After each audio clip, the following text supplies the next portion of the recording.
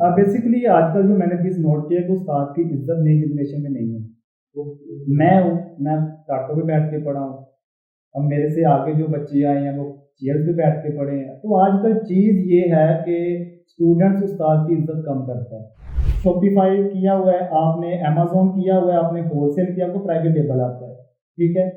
तो आप क्या करते हैं, आप उसको कहते हैं जी मुझे होलसेल आता है, तो बंदा कहता है चलो ठीक है, आप मुझे इंटरव्यू दें। अस्सलाम वालेकुम व्यूअर्स, मैं हूं आपका होस्ट मोहम्मद वसीम। आप देख रहे हैं मेरा और आपका अपना यूट्यूब चैनल सेटल टॉकर्स।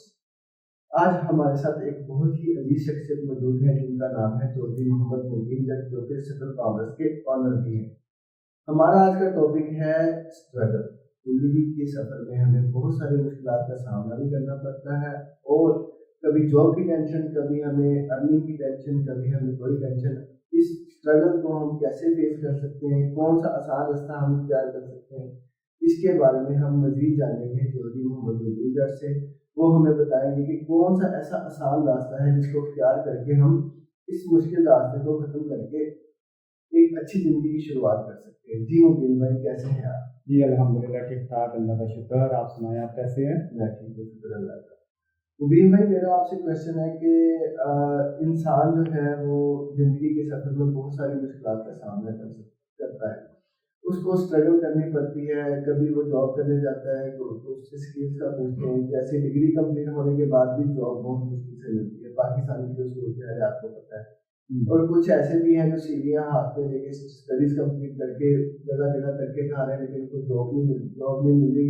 कुछ ऐसे भी हैं जिन्होंने कोई तालीम हासिल नहीं की हुई और वो अच्छी पोस्ट पे बैठे काम कर रहे हैं और वो अपना कारोबार मज़ीद डेवलप करने जा रहे हैं।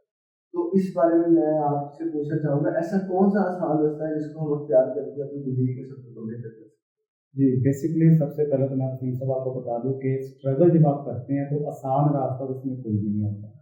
आपने अपनी लाइफ़ की शुरुआत की है, कोई भी काम करना है तो उसके लिए स्ट्रगल कंपल्सरी पार्ट है, ठीक है? तो जैसे कि आप कह रहे हैं कि डिग्रियाँ हाथ में लेके फिर रहे हैं, पाकिस्तानी स्टडी को बेसिकली मैं स्टडी मानता ही नहीं हूँ।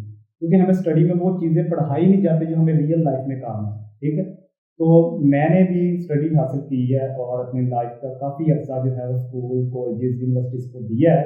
लेकिन बेसिकली जो एट द एंड मेरी चीज़ काम आई है वो है स्किल, ठीक है? तो स्किल्स जो है वो आपकी लाइफ़ में लाज़मी होना चाहिए। फॉर एग्ज़ाम्पल जैसे मैंने अमेज़न किया है, वॉलमार्ट किया है, ईबे किया है, तो ये मेरी स्ट्रगल थी। स्ट्रगल के दौरान मैंने तकरीबन आप कह लें कि 3 साल मैंने फ्री ऑफ कॉस्ट लोगों का काम भी किया जिसमें मैंने सीखा भी है। तो अगर कोई बंदा आज मुझे कहे कि आप यहाँ तक कैसे पहुँचे, तो इसके पीछे मेरे 3 से 4 साल की स्ट्रगल है। तो ये चीज़ें सारी होता है कि आपने अगर शॉर्ट टाइम में आप कहते हैं कि हम कामयाब हो जाएँ तो ऐसा मुमकिन है ही नहीं। वो कोई भी चीज़ है, आप अक्सर देखते हैं ये ऐप कर लें, ये फलाँ चीज़ कर लें, ये कर लें, ये शॉर्टकट्स होता है जो एट द एंड इंसान फ्लॉप ही होता है। अगर मैं आपसे पूछूं कि अमेज़न जी। ई-कॉमर्स की आपने बात की कि 3 से 4 साल आपको इसमें हो गए, वो आपके बहुत अच्छे दिन थे। 3-4 साल पहले जब आपने स्ट्रगल की थी तब अमेज़न था बहुत रूट पे जा रहा था। हुँ। लेकिन अगर मैं अब की बात करूँ तो बहुत सारे ऐसे हमारे सिटीज़ भी हैं जिनको बैन कर दिया है अमेज़न ने। अगर हम वहाँ पे जाके अपने अकाउंट को लॉगिन भी करते हैं तो हमारा अकाउंट जो है वो बैन हो जाता है, हम उस पे काम करने के काबिल नहीं रहते। अमेज़न, ईबे, वॉलमार्ट और खास तौर पे चीज़ में शॉपिफ़ाई भी बहुत नीचे था, वो भी उन्होंने बंद कर दिया है। तो अगर इन दिनों में भी हमें ई-कॉमर्स करके खुद को स्टेबल करना हो तो क्या हम इन दिनों में भी कर सकते हैं? डेफ़िनेटली कर सकते हैं। कोई भी चीज़ आप फॉर एग्ज़ाम्पल मोबाइल है, आप उसका सही इस्तेमाल भी कर सकते हैं, आप उसका गलत इस्तेमाल भी कर सकते हैं। ये डिपेंड करता है आप पे, ठीक है? फॉर एग्ज़ाम्पल मैं हूँ, मैं अमेज़न करता हूँ, अमेज़न के भी आगे फ़ील्ड्स हैं। लोगों को ये लगता है कि अमेज़न है, अमेज़न में प्राइवेट लेबल है, होलसेल है, ऑनलाइन आर्बिट्राज है, ठीक है? इन सब में जो ड्रॉप शिपिंग है ये गलत रास्ता है, ठीक है? आपने इन अभी बताया कि अमेज़न में प्राइवेट लेबल है, उसके अलावा 2-3 चीज़ें और बताइए। क्या इनके बारे में आप एक्सप्लेन कर सकते ये एक्सप्लेन मैं कर देता हूँ। बेसिकली जो अमेज़न प्राइवेट लेबल होता है, इसमें आप लोगों ने अपना खुद का ब्रांड लॉन्च करना होता है, जो कि रियल पे है। ये आपने सबसे पहले क्या करना है, अपना ब्रांड लॉन्च करना है, अपना नाम रखना है प्रोडक्ट का, उसके बाद आपने चाइना से सोर्सिंग करनी है, उस चीज़ को बनाना है। बनाने के बाद आपने यूएसए में काम करना है, यूके में करना है, आपने जहाँ भी करना है। आप वहाँ पे बेचते हैं, वहाँ पे शिपिंग प्लान क्रिएट करके, वहाँ पे पीपीसी रन करके उस प्रोडक्ट को सेल करते हैं अपने नेम से, ठीक है? रजिस्टर्ड पेटेंट करवा के। तो ये एक रियल बिज़नेस है। उसमें प्रॉफ़िट थोड़ा-सा 35% 25% आरओआई होती है। इसी तरह अगर आप होलसेल करते हो, होलसेल के अंदर फॉर एग्जांपल मैं कोई भी प्रोडक्ट सेल करना चाहता हूँ, एग्जांपल वो सैमसंग का मोबाइल है, एग्जांपल दे रहा हूँ आपको। अब मैं सबसे पहले क्या करूँगा, मैं सैमसंग के पास जाऊँगा, उसके ब्रांड के पास जाऊँगा, मैं उससे कहूँगा जी आपके जो प्रोडक्ट है, आपका जो मोबाइल है, मैं ये सेल करना चाहता हूँ।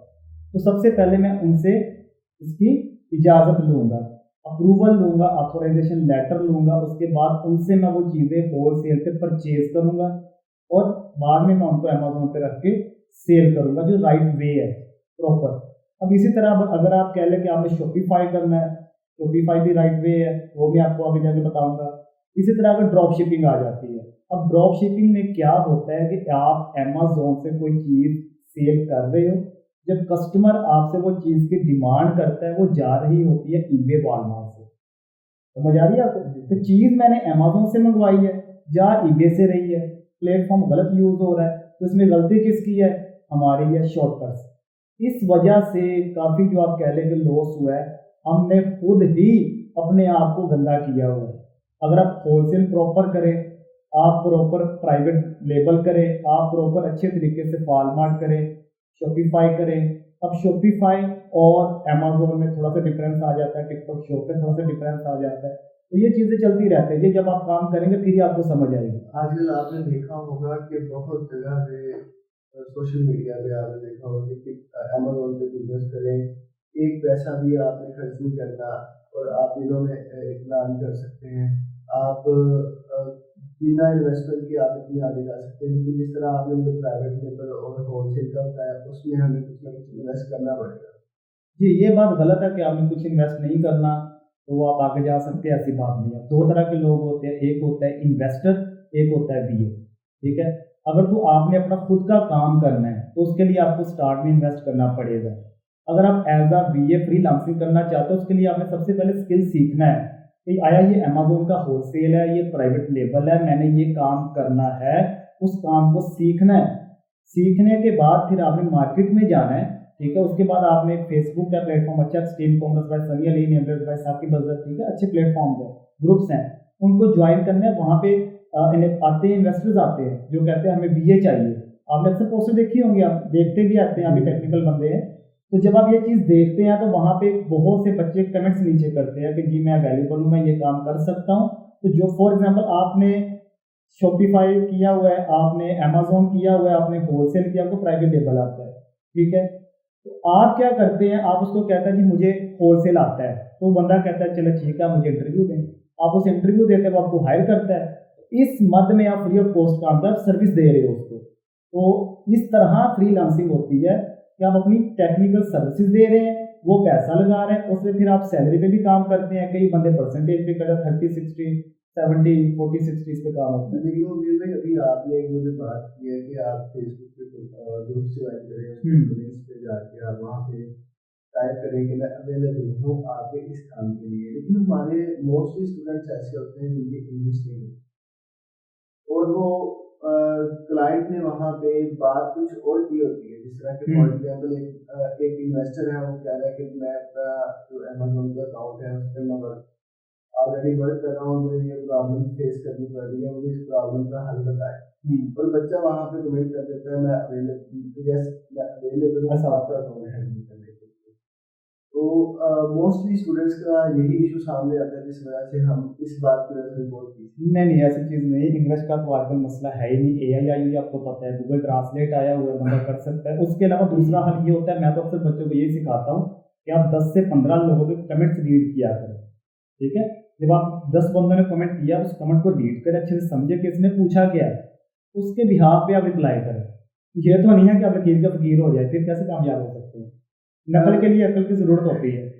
आपने बहुत सारे स्टूडेंट्स को यहाँ पे कोर्सेज करवाए, हुँ। बहुत सारे स्टूडेंट यहाँ से कामयाब होकर भी गए और बहुत सारे स्टूडेंट जो अर्न नहीं कर रहे वो घर में बैठे हैं कोर्सेज करने के बाद।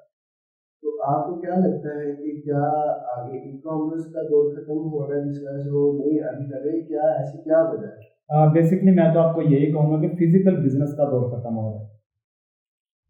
ये जो फ़ील्ड है, आने वाले 10 साल में आप देखेंगे फ़िज़िकल बिज़नेस वैसे ज़ीरो हो जाएगा। अभी आप मेरी मिसाल ले लें, आप अपनी मिसाल ले लें, हम ज़्यादातर चीज़ें कहाँ से परचेज़ करते हैं? पाकिस्तान में, ओएलएक्स, दराज़। हम फिज़िकल इतने हम कह लें कि हम इतने लेजी हो चुके हैं कि हम ये नहीं कहते कि यार हम उठ के बाजार चले जाएं। परचेज करना दूर की बात है, हम जब खाने लगते हैं कुछ भी हम कहते हैं यार जाओ होटल से ले आओ, 10 ऐसे बंदे बैठे हो यही कहते हैं यार जब डिलीवरी बॉय है तो हमने जाके क्या करना, हम हम्म, वहाँ पे उनकी ऐप खोलते हैं ऑर्डर करते हैं। ये चीज़ मैं आपको बता रहा हूँ कि अभी अमेरिका के अंदर ऐसा निज़ाम हो चुका है, आपको 1 kg शुगर भी चाहिए ना, तो वो ड्रोन आता है, आपके किचन के अंदर रख के जाता है। 1 kg वेजिटेबल भी चाहिए तो आपके किचन के अंदर है। ऐसा ही है। आने वाला वक्त जो है टोटल ई कॉमर्स का है, तो मैं आप सबसे कहूँगा, आने वाली जनरेशन से कहूँगा कि आप ई कॉमर्स में जितनी जल्दी हो सकता है आ जाएं। मतलब कि हमारे सिटी में अब बहुत ज़्यादा वो एक बात सी फैल रही है कि कोई मतलब कि अब अमेज़न खत्म हो चुका है तो अब कोर्स करने का क्या फ़ायदा? बहुत सारे बच्चों के माइंड में ऐसी बात हो गई है हम्म। कि यार किस चीज़ में पढ़े हैं उसका कोई फ़ायदा नहीं है, जाके जॉब करते हैं। लेकिन पाकिस्तान के जो हालात है यहाँ पे जॉब नहीं खुल रहा है। जॉब तो बिल्कुल ज़ीरो है। बेसिकली जो बंदा ये चीज़ कहते हैं ना, मैं तो उसको बेवकूफ़ कहता हूँ, ठीक है? तो ई कॉमर्स कभी भी ख़त्म नहीं हो सकता। अमेज़न का 1 मंथ का जितना बजट है ना पाकिस्तान का, ये एक मंथ में जो पाकिस्तान कमाते हैं ना, अमेज़न का 1 वीक का है। पाकिस्तान का एक बंदा 4 दफ़ा भी अमेज़न को खाए तो अमेज़न ख़त्म नहीं होगा। बस ये है कि अपने करतूतें ठीक कर लें। बहुत सारे स्टूडेंट्स हैं आपके जैसे कि कुछ स्टूडेंट्स वो कहते हैं कि हमने यहाँ से सीख लिया, हम अब नहीं कर सकते, हमें हुँ। कुछ बताया नहीं गया, कुछ गाइड नहीं किया गया। ऐसी क्या वजह है कि कुछ स्टूडेंट्स जो है ना वो इस तरह की बात करते हैं जो बेसिकली आजकल जो मैंने चीज़ नोट की है कि उस्ताद की इज़्ज़त नई जनरेशन में नहीं है। वो मैं हूँ, मैं टाटों पे बैठ के पढ़ा हूँ। अब मेरे से आगे जो बच्चे आए हैं वो चेयर्स पे बैठ के पढ़े हैं। तो आजकल चीज़ ये है कि स्टूडेंट्स उस्ताद की इज़्ज़त कम करता है। तो हमारी कुछ फ़ील्ड ऐसी है जो टेक्निकल फ़ील्ड है। तो ये नहीं है कि वो 1 और 1 2 हो गए, 2-2 4 हो गए, ये चीज़ नहीं है। इसमें एक-एक चीज़ आपको समझनी पड़ती है। तो कुछ शार्प माइंड्स बच्चे होते हैं, कुछ थोड़े से लेज़ी होते हैं, कुछ जल्दी चीज़ों को पिक कर जाते हैं। फॉर एग्ज़ाम्पल एक क्लास है 50 बच्चों की, उसमें से 30 अगर कामयाब हो रहे हैं और 20 जो है वो भी कामयाब नहीं हुए, ठीक है? उस 20 में भी वो बच्चे होते हैं जो सिर्फ़ शुगर मेला करने आते हैं, ठीक है? या फिर वो टाइम पे अपनी प्रेज़ेंटेशन नहीं देते, जो टाइम पे काम नहीं करते। कुछ मेरे तरह के होते हैं जिनका थोड़ा-सा माइंड कम होता है, थोड़ी स्ट्रगल ज़्यादा चाहिए होती है। एक क्लास में अगर 30 बच्चे कामयाब हो रहे हैं और 20 अभी पीछे हैं, तो इसका मतलब ये नहीं है कि बिल्कुल ज़ीरो है। तो ये अपने-अपने माइंड पे भी काम डिपेंड करता है। एक चीज़ को आप सर पे सवार कर लोगे, आपके सर पे सवार हो जाएगी।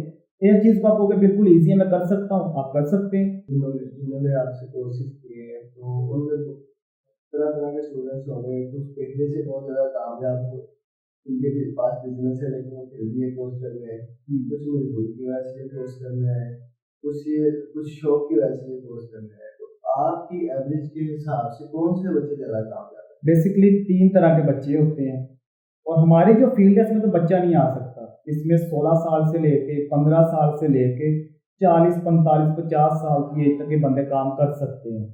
तो 3 माइंड्स के बच्चे होते हैं, हमेशा जो हमारी फ़ील्ड में कामयाब होते हैं और नाकाम होते हैं, वो मैं आपको बता देता हूँ अभी।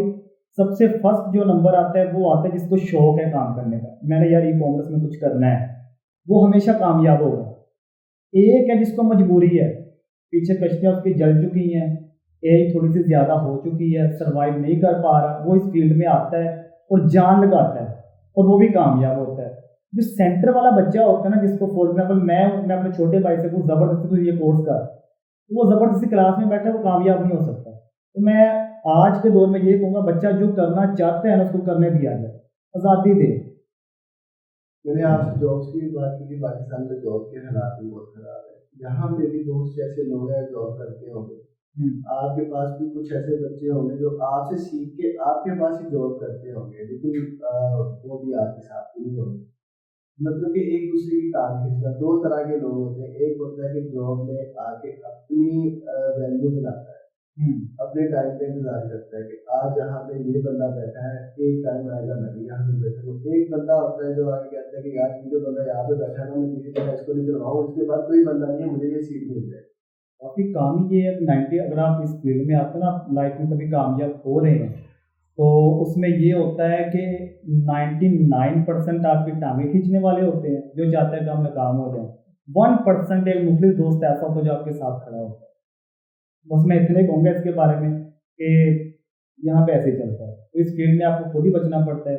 बेसिकली मेरे काफ़ी कॉम्पिटिटर्स आए हैं यहाँ पे, काफ़ी उन्होंने चीज़ें की हैं, इनफैक्ट यहाँ तक कि मेरे साथ वाले बंदे मुझे खुद आकर कहते थे कि फलां बंदा तेरे बारे में बात करे तो उसको रिप्लाई कर, रिएक्ट कर।